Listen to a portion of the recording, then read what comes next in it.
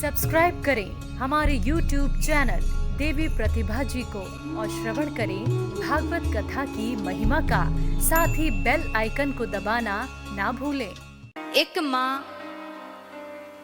जीवन भर अपने बच्चों के लिए सोचती है, मैं क्या करूं, बच्चों के लिए मैं क्या बनाऊं, क्या खिलाऊं। हर पल सुबह से उठ के शाम तक वही विचार करती हैं। एक माँ कभी अपना खुशी नहीं देखती है, जिसमें बालक खुश है उसी में खुश हो जाती है। लेकिन आज तो कैसा दुनिया है। बच्चों को पढ़ाया लिखाया एक माता थी, एक माता पिता है। बहुत बड़ा परिवार था, बहुत रईस खानदान। ध्यान देना, ध्यान से सुनना, एक सत्य घटना है।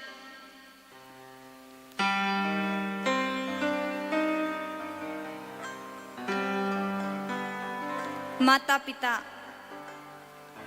जब बालक का जन्म हुआ, एक बेटा हो जाता है।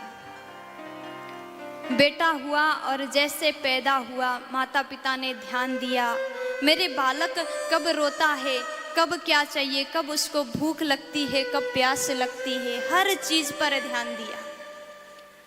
और उसके बाद माता ने, जब बालक स्कूल चला गया ना पढ़ने के लिए, तो माता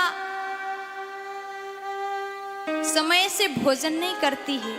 लेकिन बच्चों का स्कूल जाने का टाइम हो गया, मुझे नाश्ता बनाना है, मुझे भोजन तैयार करना है। और उसने होमवर्क किया कि नहीं किया, पूरा कर देती हैं, बैठ के पढ़ाती है, कब उसे खेलना है, कब उसे खाना है, हर चीज पे माँ ध्यान देती है। और वो बालक ने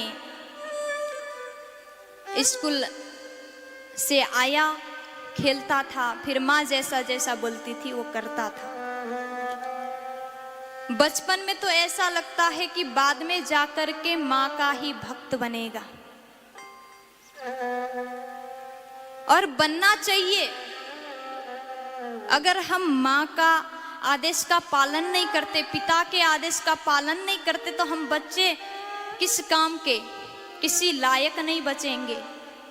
इसलिए हमारा कर्तव्य है माता पिता का सेवा करना। और बेटा बड़ा हो गया, माँ बाप ने उस बालक को एक सफल इंसान बना दिया, इंजीनियर बना दिया। कितना कठिन सब्जेक्ट पढ़ा करके खर्चा किया, फिर बालक सफल हो जाता है, योग्य बन गया। और एक दिन उसने विवाह किया। माता पिता ने बड़े अच्छे से अपने बालक का विवाह कराया। जब विवाह हो गया तो कुछ साल बाद उस बेटा के भी बेटा पैदा हो जाता है। जब संतान हो गए तो उसके बाद जो पत्नी थी, घर में सास ससुर हैं, लेकिन वो पत्नी ऐसी मिली, कहते हैं विवाह के बाद व्यक्ति का जीवन बदल जाता है। अगर धर्म पत्नी सही मिली तो सब बढ़िया है, लेकिन वो सही नहीं मिली तो हमारा जीवन ही बर्बाद हो जाता है। अब बच्चे अपने दादा दादी के पास जाते हैं, दादा दादी बड़ा प्यार से भोजन कराते हैं, खिलाते हैं, सुलाते हैं। अच्छा ये बताइए, आप अभी यहाँ कथा सुनने आए और यहाँ से जाओगे तो कुछ ना कुछ खरीद के या फिर प्रसाद लेकर के जब घर जाते हो तो आप कम खाओगे, लेकिन अपने पोता पोती के लिए नाती के लिए साड़ी में बांध के लेके जाओगे। और ये सत्यवाद है, सब ऐसा ही करते हैं। और जैसे बालक दादा दादी के पास जाता है तो उसकी माँ कहती है, अरे वहाँ क्यों गया। सासू माँ को सुनाने लग जाती है कि आपने मेरे बालक को क्यों छुआ। आप जिस थाल में भोजन करते हो वही मेरे बच्चों को खिला देती हो, कहीं मेरे बालक को रोग न लग जाए। आप अच्छे से नहाती नहीं, साफ सफाई में नहीं रहती हो। इस तरह जब एक माँ को ऐसा वचन लगाते हैं, ऐसा बाड़ी प्रहार करते हैं, तो आपने कभी सोचा कि उस माँ के दिल में क्या गुजरेगा। फिर भी माँ का बच्चों के प्रति प्रेम है, ममता है, कभी कुछ नहीं बोलती। कुछ भी कह दो, गाली भी दे दो तो भी सहन कर लेती है। अकेली में रोएगी लेकिन बच्चों को बताएगी नहीं कि तुमने मुझे दुख दिया है, तुमने मुझे कष्ट दिया है, तुमने मेरा अपमान किया है, कभी नहीं बताएगी। क्यों? क्योंकि माँ तो बच्चे को हमेशा प्रेम ही करती है। आप कितना बुरा करो लेकिन माँ कभी बुरा नहीं कर सकती। इसलिए बच्चों को क्या करना चाहिए? माँ के प्रति समर्पित होना चाहिए, पिता के प्रति समर्पित होना चाहिए। और उसके बाद एक दिन वो जो माँ बाप थे बहुत बूढ़े हो जाते हैं, तो जो बेटा बहू थे एक दिन बाहर चले गए होटल में खाना खाने के लिए।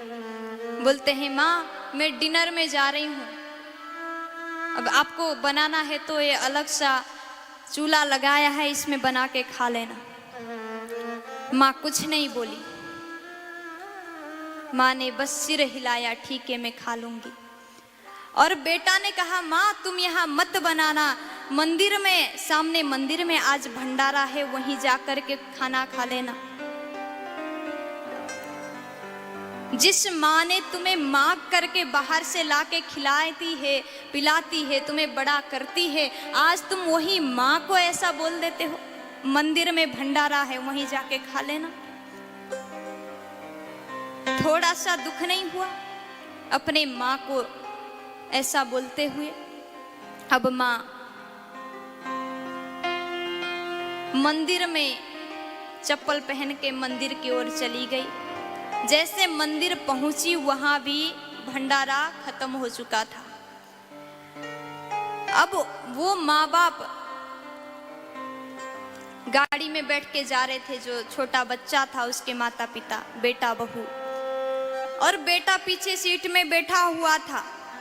तो उसने बातों बातों में कह दिया, माँ मुझे एक काम करना है बड़े होके। बोले क्या करना है? अगर मैं बड़ा हो जाऊंगा फिर मैं पढ़ाई कर लूंगा, सफल बन जाऊंगा और मैं शादी कर लूंगा, फिर अपना घर मंदिर के पास में ही बनाऊंगा। माँ ने कहा, अरे पागल तुझे क्या हो गया, मंदिर के पास क्यों बनाएगा? उस छोटा सा बालक ने जवाब दिया, आज जिस तरह आपने दादा दादी को कहा है मंदिर में जाकर के भंडारा कर लेना, अगर मैं भी मंदिर के पास में घर बनाऊंगा तो आपको भी मेरी पत्नी कह सकती है कि मंदिर में जाके भंडारा कर लेना। जैसे माँ ने सुन लिया बालक की बाणी,